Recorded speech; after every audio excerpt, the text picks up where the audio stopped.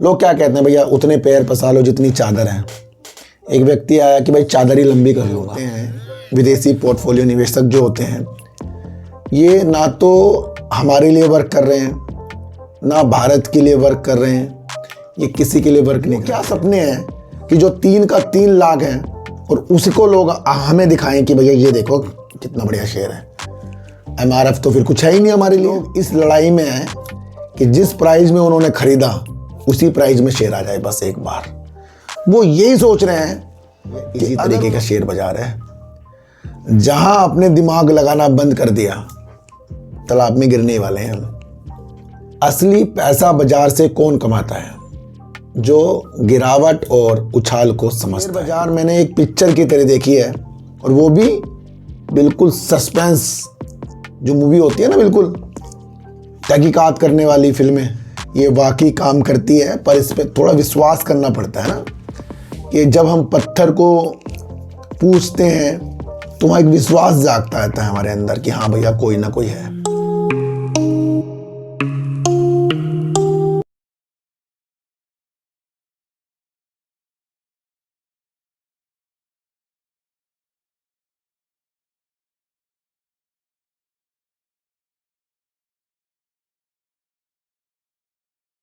नमस्कार, मैं स्वागत करता हूं आपका अपने ही चैनल पर जिसका नाम है सार्थक बाजार से। आज बात करेंगे सर आर पावर की, बात करेंगे क्यों मेटल स्टॉक में इतनी तेज़ी आ गई है, उसके बारे में कुछ बात करेंगे कि शेयर बाज़ार के अंदर गिरावट, FIs का बाहर जाना और अपनी रणनीतियों के हिसाब से हम किस तरीके से जीवन में काम कर सकते हैं या शेयर बाज़ार के अंदर काम कर सकते हैं, उनके बारे में कुछ हम विचार रखेंगे। देखो सर, जिनका डेट ऑफ बर्थ मैं आपको बता दूं 3 तारीख पे आता है, यानी कि किसी का जन्म 3 तारीख को हुआ हो या 12 तारीख को हुआ हो या 21 तारीख को हुआ हो या फिर 30 तारीख को उनका जन्म हुआ हो, उनके लिए मैंने एक वीडियो बना दी है कि 2025 साल जो आने वाला है मंगल का, वो कैसा उनके लिए हो सकता है। तो मूलांक 3 वालों के लिए मैंने वीडियो आज डाल दी है, और मूलांक 1, 2 की मैंने पहले वीडियो डाल दी थी डीप सर्च 6 में। जिनको भी वीडियो देखनी है कृपया वो देख सकते हैं कि उनका डेट ऑफ बर्थ के हिसाब से कैसा साल रहने वाला है। किसको विदेश यात्रा करनी है, किसको बिजनेस खोलना है, किसको अपनी मन की शांति किस तरीके से होएगी, वो मैंने सारी चीज़ें मैंने अपने अध्ययन के द्वारा आपको अपने दूसरे चैनल डीप सर्च 6 में बता दी है। देखो सर, ये चीज़ जो होती है न्यूमरोलॉजी, ये वाकई काम करती है, पर इस पर थोड़ा विश्वास करना पड़ता है ना, कि जब हम पत्थर को पूछते हैं तो वहाँ एक विश्वास जागता रहता है हमारे अंदर कि हाँ भैया कोई ना कोई है। तो वो एक विश्वास है जहाँ पर पॉजिटिव चीज़ नंबरों के द्वारा आ जाती है। तो उस अध्ययन पर मैं वर्क कर रहा हूँ काफ़ी सालों से, और उसके लिए मैंने आपको डेट ऑफ बर्थ देखने की भी चीज़ें बताई हैं। तो जिनको भी डेट ऑफ बर्थ दिखानी है, आज रात से मैं फिर से स्टार्ट करने वाला हूं, तो कृपया आप मेरे दूसरे चैनल पर आ सकते हैं। देखो, सबसे पहले मैं आपको एक चीज़ बताऊं, ये FIs जो होते हैं, विदेशी पोर्टफोलियो निवेशक जो होते हैं, ये ना तो हमारे लिए वर्क कर रहे हैं, ना भारत के लिए वर्क कर रहे हैं, ये किसी के लिए वर्क नहीं कर रहे हैं। ये तो अपने मौके का फ़ायदा उठाते हैं। आज एक बात याद रख लेना कि कल को आपको न्यूज़ में देखने को मिले कि FIs लौट गए, तो उससे उत्साहित मत होना अपने दिमाग में कि हाँ भैया FIs तो आ गए हैं। ये FIs वाली चीज़ें मैं आपको बहुत शुरू से ही बता रहा हूँ कि ये अपने मतलब के लिए आते हैं और अपने मतलब से जाते हैं। कल को इनको किसी और देश के अंदर अपनी वृद्धि अच्छी दिखी कि भैया अब इंडिया में जो चीज़ें इन्हें करनी थी कर ली, तो ये चीन की तरफ कूद गए। अब ये क्या होगा, अब ये किसी और देश की तरफ कूद जाएंगे। तो भैया इनको तो अपना परसेंटेज चाहिए, चाहे 10-20%। ये तो लंबे समय के लिए नहीं टिकते हैं, ये तो अपने मौके का फ़ायदा उठाते हैं, और उस फ़ायदा उठाने का मकसद है अपने को फ़ायदा देना, ना कि आपको और मुझे। हम तो सिर्फ न्यूज़ सुनते हैं कि भैया FIs चले गए, हम तो सिर्फ न्यूज़ सुनते हैं कि FIs आ गए। तो इस मेथड को भूल जाओ कि कल को FIs आए तो आप बहुत खुश हो जाएं, और कल को फिर भागें तो आप दुखी हो जाएं। एक मकसद समझ लो, मैंने आपको फिर बता रहा हूं, कोई भी इन्वेस्टर आपके लिए वर्क नहीं कर रहा है। कोई भी जो शेयर ले रहा है आपके लिए कुछ नहीं कर रहा है, वो उसका पेट भरेगा, वो कभी भी निकल जाएगा। समझ रहे हो? तो किसी की उत्साहित चीज़ों के साथ आपको उत्साहित बिल्कुल भी नहीं होना है। एफआईज पर दिमाग लगाओ कि वो करते क्या हैं, क्या वो हमारा पेट भर रहे हैं या वो अपना पेट भर के निकल जाते हैं। तो एफआई सिखाते बहुत अच्छा हैं, और जब तक कि आप सीखोगे नहीं तब तक के कुछ भी आएगा नहीं। ये शेयर बाज़ार मैंने एक पिक्चर की तरह देखी है, और वो भी बिल्कुल सस्पेंस जो मूवी होती है ना, बिल्कुल तहकीकात करने वाली फिल्में, जो ऐसी फिल्में होती है भैया खून किसने किया, चोरी किसने की, क्या साजिशें रची जा रही हैं, वो सारी की सारी गतिविधियां आपके अंदर ऐसे विचारों के साथ आनी चाहिए, हर हाल में खुद को बचाना है। तो इसलिए जो ऐसी मूवी होती है भैया उनको भी देखो, वहाँ से दिमाग बढ़ता है कि भैया इसका खून किसने किया। आप मन मन में अपना चीज़ें लगाते हो और वही चीज़ निकल जाए तो आप मजबूत हो जाते हो। इसी तरीके से शेयर बाज़ार के अंदर जब कोई न्यूज़ निकल कर आती है, जब कोई घटनाएं घट जाती हैं, तो आपको उम्मीद लगानी है कि क्या यहाँ से रिटेलर को निकाला जा रहा है, क्या यहाँ से रिटेलर को घुसाया जा रहा है। तो वो कैसे आएगा? वो जब तक के नहीं आएगा जब तक के आप लालच को दूर नहीं करोगे। मेन मकसद ये है कि तालाब है और तालाब के पानी में मगरमच्छ है, और आपको पता है कि भैया मुझे दूसरी पार जाना है, या तो आप पुल के सहारे जाएं जो टूटा हुआ है, या फिर आप अपने जुगाड़ लगाएं भैया, रस्सी पेड़ में बांधें, वहाँ से वहाँ कूदें, ये कूदें। तो भैया इसी तरीके का शेयर बाज़ार है। जहाँ आपने दिमाग लगाना बंद कर दिया, तालाब में गिरने वाले हैं हम। तो एफआईज की चक्रों में नहीं आना है, आपको अपने देश की प्रगति देखनी है। CLSA ने कल जो बताया, मैंने आपको समझाया कि भारतीय बाज़ार में उन्हें अपॉर्चुनिटी दिख रही है, तो वो तब दिखी है जब बाज़ार बहुत नीचे है। तो हमारा भारत तो प्रगति की ओर ही है, पर इसका फ़ायदा विदेशी लोग उठा रहे हैं। हम क्या कर रहे हैं? हम उनकी रणनीतियों से अपने आए हुए प्रॉफिट को भी खो रहे हैं, और खोने के साथ साथ लॉस बुक कर रहे हैं। लॉस बुक करना कोई बड़ी बात नहीं है, कोई भी कर सकता है कि लॉस, आपको लगा कि भाई कंपनी अच्छी नहीं है, आपने लॉस बुक कर लिया, तो वो तो चीज़ें अलग हैं। पर एक माहौल के साथ जब चीज़ें हो जाती हैं, जब बाज़ार गिर जाता है, तो मेरा मानना है वहाँ बैठने में ज़्यादा चीज़ें हैं कि जब तक कि कुछ स्थितियाँ संभल ना जाएं। असली पैसा बाज़ार से कौन कमाता है? जो गिरावट और उछाल को समझता है। असली पैसा बाज़ार से वो कमाएगा जिसको किसी स्टॉक में 20 से 30% प्रॉफिट आ रहा हो, उसे वो मल्टीबैगर समझ रहा हो, और बाज़ार गिरने के बाद उसका 30% भी चला गया, उल्टा 10% अपनी जेब में से गया, उसके बावजूद भी वो शांति से बैठा हो, क्योंकि जब उसने एंट्री की है अपने शेयर बाज़ार के अंदर, तो उसे मालूम है कि उसका शेयर क्या काम कर सकता है। तो जितने भी शेयर मल्टीबैगर बने हैं, वो प्रॉफिट देने के बाद, फिर लॉस आने के बाद, फिर वो ऊपर की तरफ गए हैं। तो जो इस मेथड को समझ जाएगा कि अच्छे शेयरों के अंदर उसने क्या प्रतिक्रिया खरीदने से पहले लगाई थी कि हाँ यहाँ पर प्रॉफिट आने के बाद लॉस भी दिख जाता है, तो वो कामयाब है ना। पर कुछ लोग कामयाब क्यों नहीं हैं?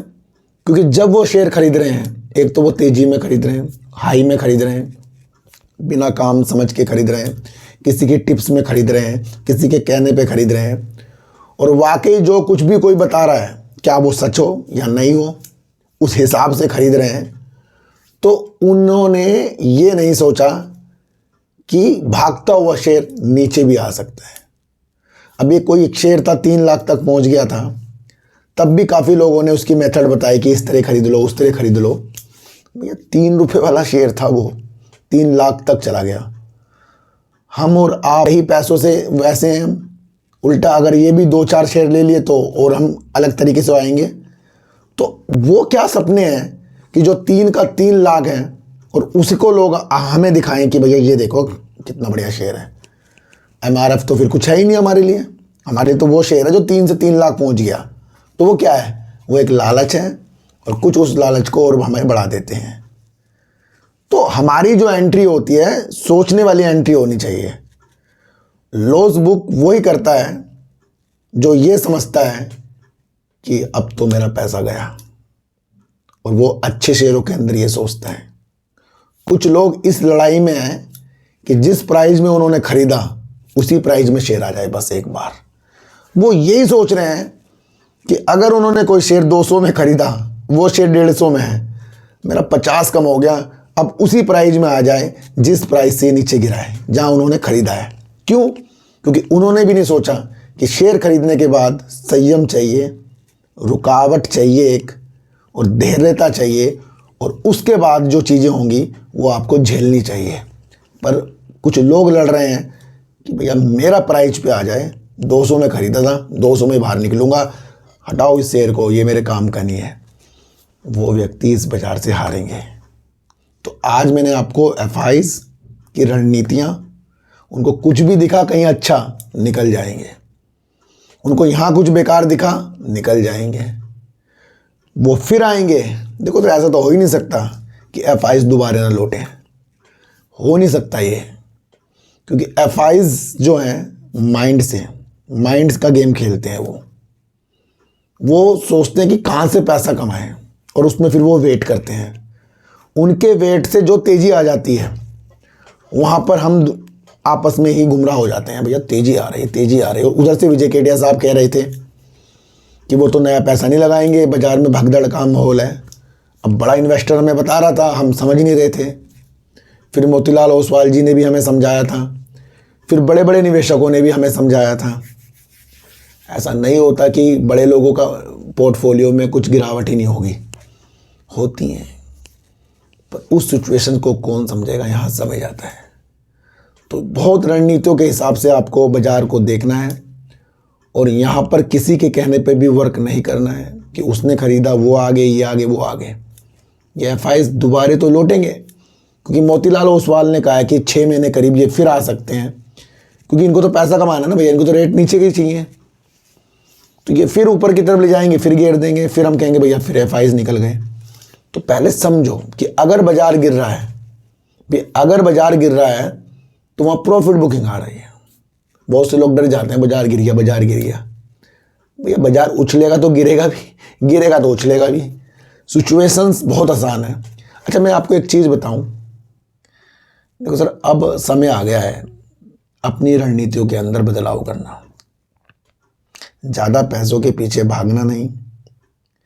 जो माइंड से आपको चाहिए वो आपका आएगा, क्योंकि माइंड वहीं लगता है जहां लोग हार जाते हैं।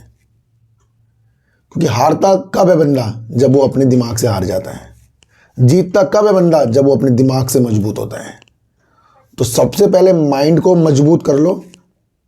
जो भी लॉस किसी भी चीज़ में बुक करके बैठे हैं वो तेज में बिल्कुल भी ना आए, उसे पूरा कर लें। उल्टे सीधे काम करके पैसों कमाने की मत सोचें, संयम प्रदान करें।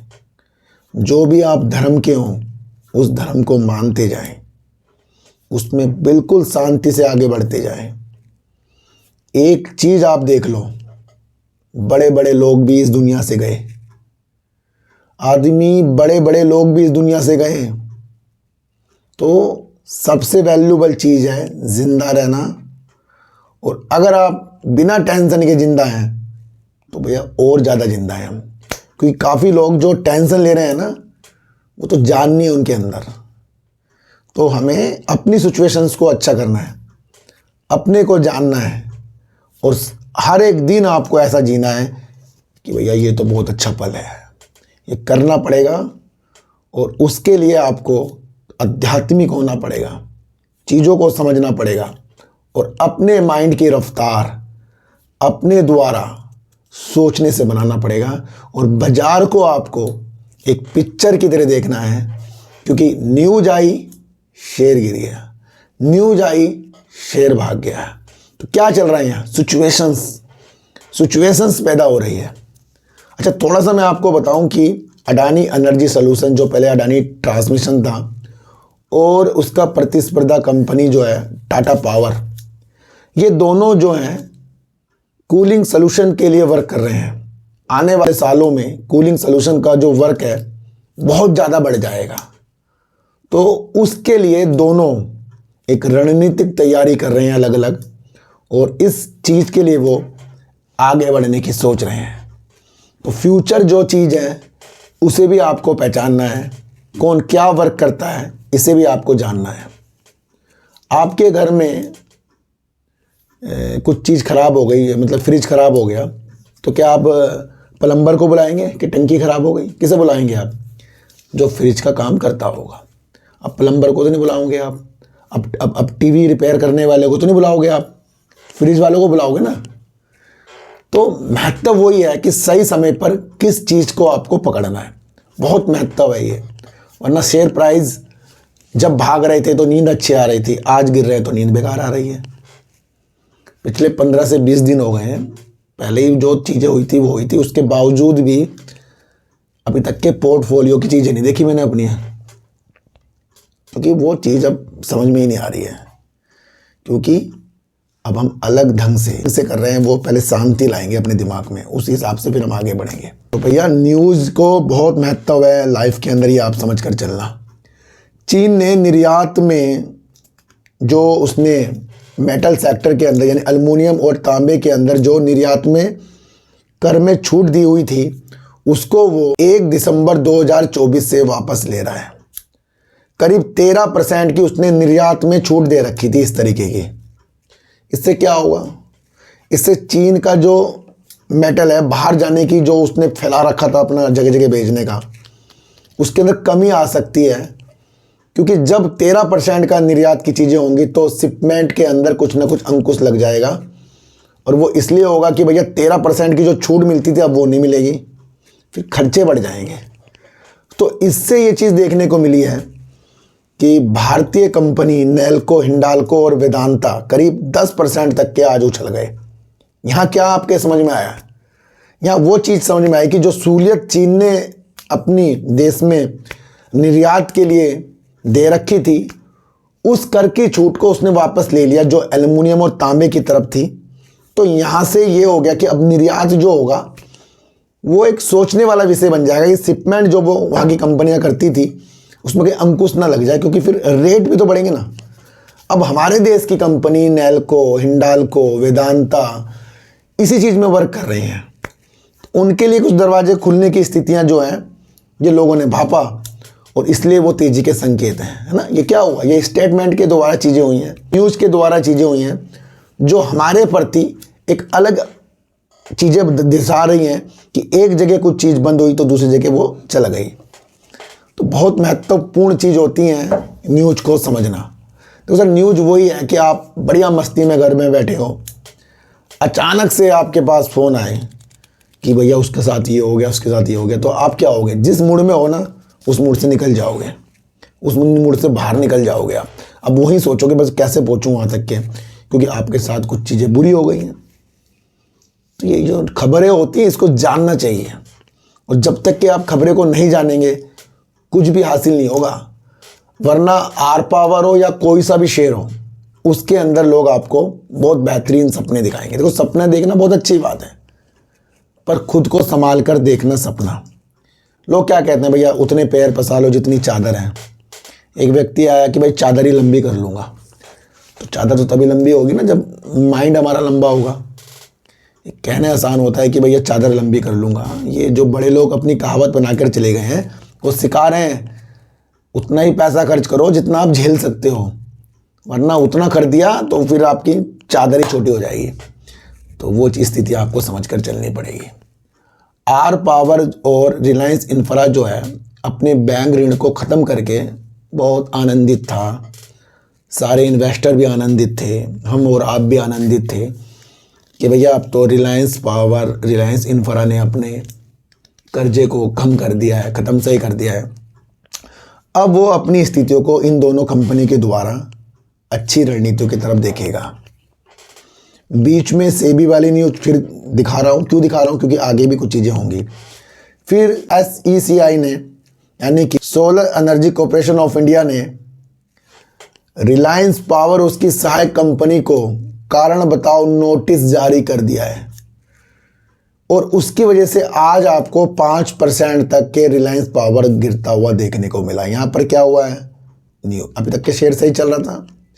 जब SECI ने कहा कि वो अपने द्वारा जो टेंडर निकालते हैं उसके अंदर बिड करने के लिए रिलायंस पावर उसकी सहायक कंपनियों को बैन कर दिया गया है, तो ये न्यूज़ आग की तरह फैली और शेयर को काफ़ी नीचे तक ले आई। SECI ने अब फर्जी गारंटी जो बैंक की दे रखी थी उसके ऊपर रिलायंस ग्रुप के ऊपर ही कारण बताओ नोटिस जारी कर दिया है।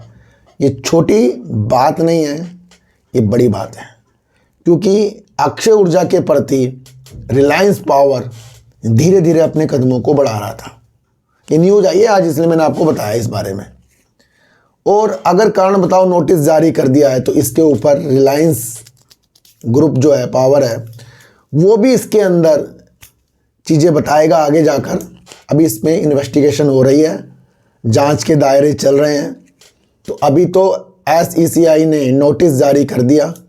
अब आगे रिलायंस ग्रुप क्या बोलता है, अनिल अंबानी का जो ग्रुप क्या बोलता है, वो भी एक रोचक चीज़ होगी जिससे हमें देखने को मिलेगा कि भैया अब आर पावर और अनिल अंबानी किस तरीके से अपनी चीज़ों को आगे के लिए करते हैं, है ना। तो यहाँ SECI ने जो नोटिस जारी किया है उसकी वजह से आज 5% तक के शेयर गिरे हैं। देखो, कभी मत आओ किसी के कहने पे कि ये खरीद लूँ वो बेच लूँ, कभी मत आना, क्योंकि आपको और मुझे नहीं पता कि न्यूज़ कब आ जाएगी। नहीं पता। क्या पता था आपको ऐसी न्यूज़ आ सकती है और वो तब आ सकती है जब शेयर ऊपर है। नहीं पता होता किसी को न्यूज़ कब आ जाएगी। क्या कब पता कल को कोई पॉजिटिव न्यूज़ आ जाए, पता नहीं होता किसी को। तो इसलिए पिक्चर के हिसाब से चीज़ों को आपको समझना है। देखो, ये सारी चीज़ें होगी, नेगेटिव चीज़ें हो रही हैं, पर एक और अच्छी न्यूज़ निकल कर आई है। ये तो नेगेटिव थी, एक अच्छी न्यूज़ निकल कर आई है जहां पर रिलायंस ग्रुप जो है RGCC सेंटर की स्थापना कर रहा है, यानी कि रिलायंस ग्रुप कॉर्पोरेट सेंटर की स्थापना कर रहा है और इसके अंदर अनुभवी लोगों को ये अपने साथ सम्मिलित करेगा और रिलायंस ग्रुप की चीज़ों को आगे की तरफ बढ़ाने का एक अच्छा नेतृत्व इस कंपनी को मिलेगा। अब ये स्थापना जो की गई है आर पावर और रिलायंस इंफ्रा के द्वारा, उनके यहाँ के अच्छे बड़े नेताओं को जोड़कर, मतलब बड़े लोगों को जोड़कर इसकी नए अवसरों के लिए और तकनीकी प्रगति के लिए एक अच्छा खासा नेतृत्व इस सेंटर के द्वारा मिलेगा जिसका नाम है RGCC। ये स्थापना रिलायंस ग्रुप ने कर दी है अनिल अंबानी के। क्या इस दिशा दिख रही है? ये दिख रही है कि आगे अच्छी उम्मीद के साथ रिलायंस पावर एक ऐसा जब स्थापना कर दे और वहाँ से अपनी कंपनियों की प्रगति के लिए वो आगे की तरफ देखे तो उसमें समय जाएगा। उसने अपनी एक ग्रोथ की एक हिसाब किताब हमें बताए जो 2030 तक की लक्ष्यों के साथ है और दोनों कंपनियां संयुक्त रूप से करीब 17,600 करोड़ रुपए तक के धन जुटाने की रणनीतियां भी आगे हमें बताएगी। समझ रहे हो? तो ये जो RGCC की स्थापना इन्होंने कर दी है, यहाँ से चीज़ें समझनी है कि अभी तो SECI की उलझन है, फिर दूसरा इस न्यूज़ के अंदर ये दिशा है कि 2030 की उम्मीदें हैं, तो मतलब समय है। अब इसके अंदर जो भी ये चीज़ें करेंगे वहाँ पर वो भी सम्मिलित है, जहाँ भूटान की तरफ इन्होंने अक्षय ऊर्जा की तरफ 1270 मेगावाट की जो परियोजना है वो भी इस कार्य में सम्मिलित है। दूसरा, रत्नागिरी में रिलायंस इंफ्रा की विनिर्माण की सुविधा भी इसी चीज़ के अंदर सम्मिलित है, जहां पर मार्गदर्शन के द्वारा और 17,600 करोड़ रुपए धन जो जुटाएंगे वहां पर इन दो परियोजना की प्रगति के निशान भी देखने को मिलेंगे।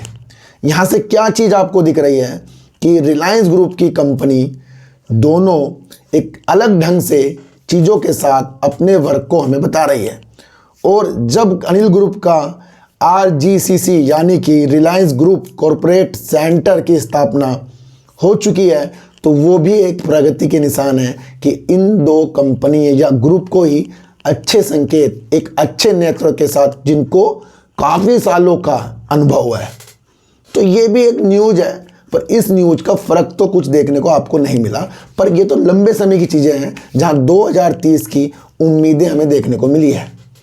तो न्यूज़ बेस्ड चीज़ है और न्यूज़ बेस्ड मैंने आपको चीज़ें बताई हैं। तो सारी उम्मीदें भैया आपकी तरफ है। देखो, एक ना आप क्रिकेट खेल रहे हो, आप अच्छे बैट्समैन हो या फिर आप अच्छे बॉलर हो, तो आपको पता है भैया बॉल कैसे करानी है, दूसरा व्यक्ति कैसा है, आपको सब पता है, पर फिर भी आप गुमराह हो रहे हो बार बार। क्यों हो रहे हो? क्योंकि कहीं ना कहीं तो लालच हमारे अंदर है ही। अब उस लालच को ख़त्म कैसे किया जाएगा? जब हम कुछ चीज़ों पे सच्चाई समझें कि अगर हमने किसी के साथ कुछ फ्रॉड किया है तो उसका फल तो भगवान देगा ही।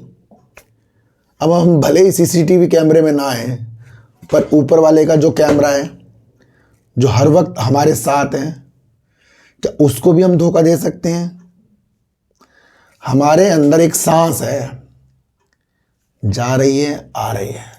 यही एक ऐसी रणनीति जहां आपको भगवान की यादें बड़ी याद की तरह से करनी है। क्योंकि सांस रोक लो, आप अभी रोक के दिखाओ सांस, कैसा होगा?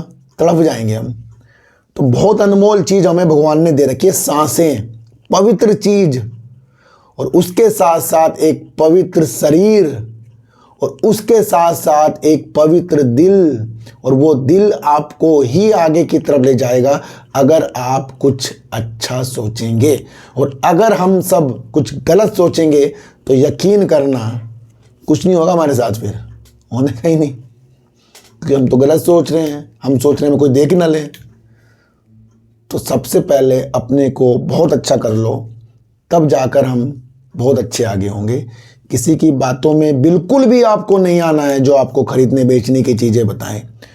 कोई भी न्यूज़ हो उसके माध्यम आपको समझने हैं, बल्कि ये नहीं है कि इस न्यूज़ के माध्यम से किसी ने आपको टारगेट दे दिए खरीद लो। न्यूज़ बेस्ड काम करना, खरीदने बेचने वाला बंद करना पड़ेगा, समझने वाला वर्क आपको करना पड़ेगा। जिन लोगों ने भी मुझे सुपर थैंक्स या ज्वाइन कर रखा है, कृपया वो बने रहें, क्योंकि हमारे अंदर की पवित्र चीज़ें हमें बहुत अच्छा करके जाएंगी, और वो हमेशा किसी एक उद्देश्य के लिए होती हैं, अच्छी यात्रा के लिए होती हैं, और उस यात्रा को हम बहुत आगे तक ले जाने के साथ हैं। और वहाँ पर उन रणनीतियों के साथ हमारा प्रसाद भी चढ़ेगा, जहाँ हम सब अच्छे संकेतों के साथ आगे बढ़ेंगे। तो आज की वीडियो सीखने वाली है। पिक्चर आपको खुद क्रिएट करनी है, उस पिक्चर को आपको समझना है, और समझना है कि शेयर बाज़ार के अंदर FIs का महत्व, गिरावट का महत्व क्या होता है, वो समझना है। और चीन के निर्यात पर जो न्यूज़ आई है एल्युमिनियम और तांबे की, उससे आज शेयरों के अंदर तेज़ी है, तो उस न्यूज़ को भी आपको समझना है। और रिलायंस पावर के अंदर एक गुड एक बैड न्यूज़ है, वो भी मैंने आपको समझा दी है। सारी रणनीति आपके पास है, करना ना करना वो आपके ही पास है। तो खरीदने बेचने की सलाह इस चैनल पर बिल्कुल भी नहीं है। जिसके ऊपर भी मैंने वीडियो बनाई है न्यूज़ बेस है, सारी न्यूज़ आपके सामने भी है, पर मैंने आपको अलग तरीके से वो चीज़ें समझाई है। तो सर, चींटी को आटा दीजिए, गाय को रोटी दीजिए, और अपने बच्चों को ज़्यादा से ज़्यादा प्यार कीजिए, क्योंकि बच्चे ही आपकी मासूमियत से किस्मत पलटेंगे। तो फिर मिलेंगे आपसे नई वीडियो के साथ, जब तक के लिए नमस्कार।